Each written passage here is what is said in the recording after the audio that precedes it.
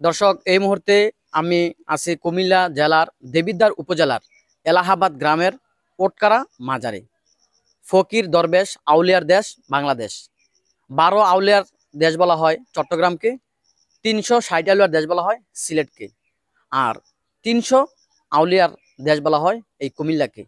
আর এই কুমিল্লার বিভিন্ন অঞ্চলে ছড়িয়ে ছিটিয়ে রয়েছে সুদূর ইয়েমেন থেকে আগত হজরত শাহজালাল এবং শাহপরান রহমতুল্লাহ আলাইয়ের সফর সঙ্গী অনেক তার বক্তকুল এবং তার সাথীরা। আজকে আপনাদেরকে এখান থেকে দেখাবো কুমিল্লা জেলার দেবিদ্বার উপজেলায় ওটকারা সম্পূর্ণ মাজারটি এবং বিস্তারিত আপনাদেরকে বর্ণনা করব তাদের ইতিহাস এবং ঐতিহ্য। এবং এখানে 39টি কবর আছে। এই 39টি কবর কিভাবে তারা মৃত্যুবরণ করলো, কিভাবে তাদের এখানে কবরস্থ হলো, আপনাদেরকে বিস্তারিত এখানে প্রচার করব। ইসলামিক গবেষক ও চিন্তাবিদদের মতে কুমিল্লা জেলার দেবিদ্বার ইসলাম ধর্ম প্রচারে হজরত শাহ কামাল রহমতুল্লাহ আলাই ও হজরত শাহজামাল রহমতুল্লাহ আলাইয়ের অবদান স্মরণীয়। তবে এক্ষেত্রে দেবিদ্বার ইসলাম ধর্ম প্রচারে কে সর্বপ্রথম এসেছিলেন তার কোনো সঠিক দিক নির্দেশনা পাওয়া যায়নি। তবে কেউ কেউ মনে করেন 670 হিজরি ও 1271 খ্রিস্টাব্দে ইয়েমেনে জন্মগ্রহণকারী কোরাইশ বংশোদ্ভূত বিশিষ্ট অলি শায়েখ মাহমুদ রহমতুল্লাহের পুত্র হজরত শাহজালাল রহমতুল্লাহ আলাই ইসলাম ধর্ম প্রচারের উদ্দেশ্যে ইয়েমেন থেকে 12 জন সফর সঙ্গী নিয়ে ভারতবর্ষের দিকে রওনা হয়ে 1300 খ্রিস্টাব্দে দিল্লিতে আসেন। হজরত শাহজালাল রহমতুল্লাহর আগমন, তার সাথে আসা 359 আউলিয়া এবং পরবর্তীতে শিষ্যদের গ্রহণকারী আউলিয়াদের অবস্থান, পরিচিতি, সময়কাল ও মাজার নিয়ে ইসলামী গবেষক ও চিন্তাবিদদের মধ্যে বিতর্ক ও অনেক মতানৈক্য রয়েছে। তাছাড়া এই অঞ্চলে ইসলাম ধর্ম প্রচারে আসা 360 আউলিয়া পরবর্তীতে ধাপে ধাপে আসা অনেক বুজুর্গ আউলিয়াই হজরত শাহজালাল রহমতুল্লাহ আলাই শিষ্য গ্রহণপূর্বক তাদেরকে কেরামতি, সুনাম, সুখ্যাতি নিয়ে দেশের বিভিন্ন অঞ্চলে শায়িত আছেন। হজরত শাহজালাল রহমতুল্লাহ আলাইয়ের দ্বিতীয় পর্যায়ে শিষ্যস্ত গ্রহণকারী 359 আউলিয়া পরে দেবিদ্বার এলাহাবাদের ওটকারার শাহ কামাল রহমতুল্লাহের কথা জানা যায়। দেবিদ্বারে এদের আগমন কত হিজরি বা সনে ঘটেছে তার কোনো সঠিক তারিখ পাওয়া যায়নি।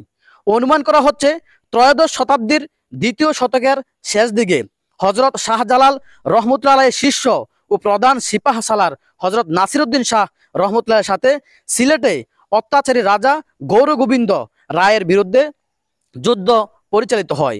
ওই যুদ্ধে গৌর গোবিন্দ পরাজিত হন। ওই সময় সম্ভবত ত্রয়োদশ শতাব্দীর তৃতীয় দশকের প্রথম দিকে হজরত শাহজালাল রহমতুল্লাহের শিষ্যদের মধ্যে অভ্যন্তরীণ দ্বন্দ্বে দেখা দিলে তারা শিষ্যদের হজরত শাহ কামাল রহমতুল্লাহ ও হজরত শাহ ইসরাইল রহমতুল্লাহকে ইসলাম ধর্ম প্রচারে অন্যত্র যাওয়ার নির্দেশ দেন। কোথায় গিয়ে স্থায়ীভাবে বসতি স্থাপন করে ইসলাম ধর্ম প্রচার শুরু করবেন তার কোনো নির্দিষ্ট এলাকা নির্ধারণ করে দিলেও তাদের প্রতি নির্দেশনা ছিল না। তাদের এই বাহন ওটেই তাদের দিন প্রচার কেন্দ্রে নির্দিষ্ট করে দেবে। তাদের বহনকারী উট যেখানে গিয়ে থেমে যাবে বা উটের পা বালি কিংবা মাটিতে গেড়ে যাবে সেখানেই স্থায়ীভাবে স্থাপন ও ইসলাম ধর্ম প্রচার শুরু করবে। যে আপনার নাম কি? সুলতান আহমদ হাকিম। তো আপনি এখানে যে কবর আছে, মাজার আছে, এখানে মোট 39টা কবর আছে, আপনি তাদের সম্পর্কে কিছু জানেন? এটা আমরা জানি না, আমরা পূর্বপুরুষরা জানে। তো আমরা জন্ম থেকে এরকমই দেখতেছি। তারা ছিলেন শাহজালাল গোরবন্ধু রাজার আমলে যে যুদ্ধ করছে, যুদ্ধ করার পরে হজরত সাইসেল সাহেব এখানে আসছে, উট দিয়ে আসছে, উঠাই এখানে দাঁড়াইছে। এটার নাম উটখারা রাখছে। উটখারা। উটখারা। জি, এইটা এখন বর্তমানে পরিচালনা করে কে? এখন বর্তমানে ওই মহিলা আছে, ওই মহিলা মানে এটা তো তারা ওই হকির বাড়ি খালে হকিরের ফোলাফান, তারাই এটার সেবা যত্ন কিছু করতেছে। আবার অন্য অন্য এলাকার লোক আসতেছে, যারা যখন সুবিধা পায় তখন এটার সেবা যত্ন করতেছে আর কি। বর্তমানে এলাহাবাদ গ্রামের ওই জায়গাটি ওটখারা মাজার নামে পরিচিত এবং এ অঞ্চলে আল্লাহর আবাদ বা প্রচার প্রসার শুরু করায় ওটখারা সহ বিশাল এলাকা আল্লাহর আবাদ থেকে কালক্রমে এলাহাবাদ নামে পরিচিতি লাভ করে। ওটখারা মাজারটি কুমিল্লা জেলা সদর থেকে কুমিল্লা সিলেট মহাসড়ক হয়ে 29 কিলোমিটার উত্তর পশ্চিমে এবং দেবিদ্বার সদর থেকে পূর্ব দক্ষিণে প্রায় 7 কিলোমিটার দূরে অবস্থিত। কারু কারু মতে হজরত শাহজালাল রহমতুল্লাহের সাথে হজরত শাহজামাল রহমতুল্লাহ এখানে থেকে যান।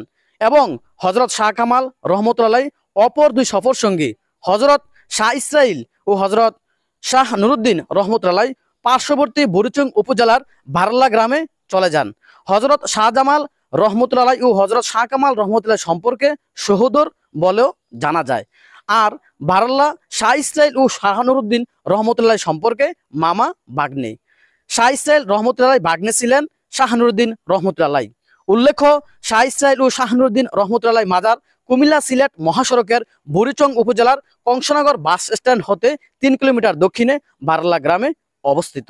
এলাহাবাদ গ্রামে এই ওটকারা মাজারে মোট 39টি কবর রয়েছে। অনেক ইতিহাসবিদদের মতে এবং অনেক তথ্য মতে জানা যায় হজরত শাহজালাল ইয়েমেনি রহমতুল্লাহ সফর সঙ্গীদের মধ্যে 39 জন দিনের মুজাহিদ তৎকালীন মহারানী ময়নামতি ভিক্টোরিয়ার সৈন্যবাহিনীর সাথে যুদ্ধ করে শহীদ হয়ে কুমিল্লা দেবিদ্বারের জমিনে শুয়ে আছেন। অথচ আমরা অনেকেই তা জানি না। আজকের এই ভিডিওর মাধ্যমে আপনাদেরকে সম্পূর্ণ দেখালাম। এখানে কতগুলা কবর আছে, বা এখানে কি মাজার বলা হয় না কবর বলা হয়? এখানে 39টা কবর কবর আছে বর্তমান। শাহজামাল শাহ কামাল এখানে আছে আপাতত, ওনারা এখানে সহায়িত আছে। এরা কবরস্থান সেটেলমেন্ট খতিয়ানি কবরস্থান উল্লেখ করছে। কথাটা বুঝিনি, সেটেলমেন্ট খতিয়ানি কবরস্থান উল্লেখ করার কারণে এরা এই বেহাল অবস্থা ছিল। পরবর্তী যখন শাহজামাল শাহ কামালের কথা প্রকাশ হয়েছে তখন এটা মাজারে পরিণত হয়েছে, তাদের এইটার সেবা যত্ন শুরু হয়েছে। কতটুকু জায়গা এখানে আছে? এখানে 38 শতক আছে। 38 শতক জায়গা আছে। 38 শতক। এরপর বাইরে আসলে এগুলা যার যে বাট করে খতিয়ান করে দিয়ে গেছে, যার কারণে মাজারটা অবহেলিত অবস্থা পড়ে রয়েছে। কথা বলছি, এটা কিন্তু মাজার তখন উল্লেখ করে নাই। উল্লেখ না করার কারণে এই বেহাল অবস্থা পড়ে রয়েছে। যেমন মুরাবন, যেমন সিলেট, বারাল্লা, তারা কিন্তু এখান থেকেই গেছে। বারাল্লা তারা এখান থেকেই গেছে। সর্বপ্রথম এখানে তাদের আস্তানা ছিল। যেমন মুরাবন একটা আস্তানা, 360 আস্তানা, সিলেট আস্তানা, বিভিন্ন জায়গায় যেমন বারোয়ালিয়া, এমনি বিভিন্ন যেখানে যেখানে স্থান, যেখানে যেখানে যার যখন দরকার, যেখানে যেখানে দিন বানানোর দরকার, ওইখানেই তারা গেছে। তাদের ডিউটি ছিল এইটাই, সারা পৃথিবীতে সইরা যার যে জায়গা মতে যেখানে যেখানে মানে অমুসলিমের বেশি আছে বা অত্যাচার অবিচার আছে, এখানে তারা গিয়া দিন বানাইছে, মানুষকে হেদায়তের পথে আনছে। তাদের কাজে এটা ইসলামের বাণী নিয়ে তারা এই ভারতবর্ষের উঠে আছে। যেমন খাজা মঈনুদ্দিন চিশতি রহমতুল্লাহ আলাইহ গোরগোবিন্দ রাজা আপনার পিত রাজার লোকে 3বার যুদ্ধ হয়েছে, পিতি রাজার লোকে। এরপরে গৌর রাজা আইয়া 3বার যুদ্ধ করছে, গৌরী রাজা পাকিস্তানে, বুঝলেন। ওই আমলের থেকে তারা এই যুদ্ধ করতে করতে করতে করতে করতে করতে পৃথিবীতে ইয়া করছে। যেমন ভারতবর্ষ 37 জন সাহাবীরা শাসন করছিল না, 37 জন সাহাবীর সব পুরাটা ভারত শাসন করছে। তো মনে করেন এগুলা ইতিহাস বই আছে, তারার ইতিহাস জানতে হইব, পড়তে হইব। এগুলো তো আমরা পড়ি না, পড়ছিও না, জানছিও না। তো যতটুকু মনে করেন শুনছি বা জানি, এতটুকুই বললাম আর কি। এর বেশি তার কিছু জানার নেই। ইউসুফ শান্ত, দেবিদ্বার, এলাহাবাদ, কুমিল্লা।